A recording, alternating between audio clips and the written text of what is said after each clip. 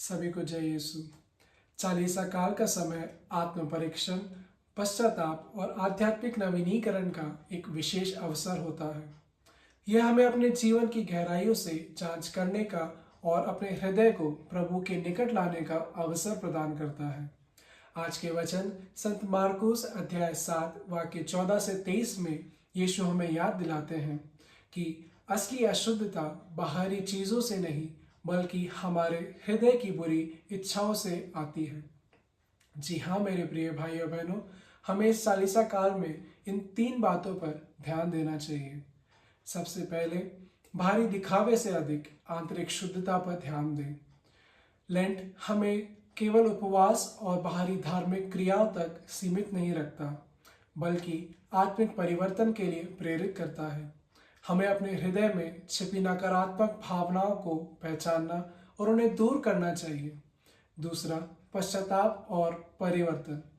चालीसा काल हमें यह सोचने का अवसर देता है कि हमने किन तरीकों से अशुद्ध विचारों को बढ़ावा दिया है।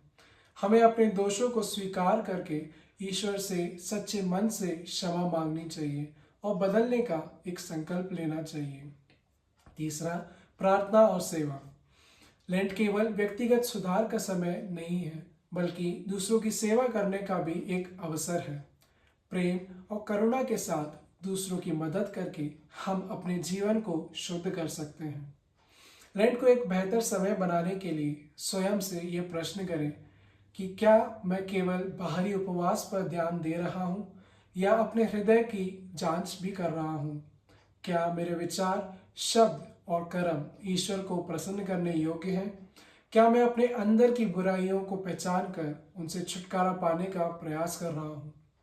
प्रिय भाइयों बहनों, लेंट हमारे धार्मिकता दिखाने का समय ना बने।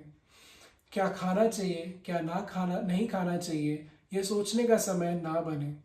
दिन भर खाना ना खा के रात को बहुत ज़्यादा भूख मिटाने का समय ना बने, बल्कि ये तो परमेश्वर के प्रेम और उनके अनुग्रह को याद करने का समय बने।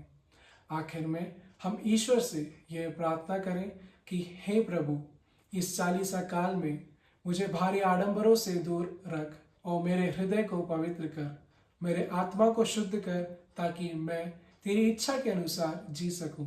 मुझे सच्चे पश्चाताप और प्रेम में बढ़ने की शक्ति दे। आमीन।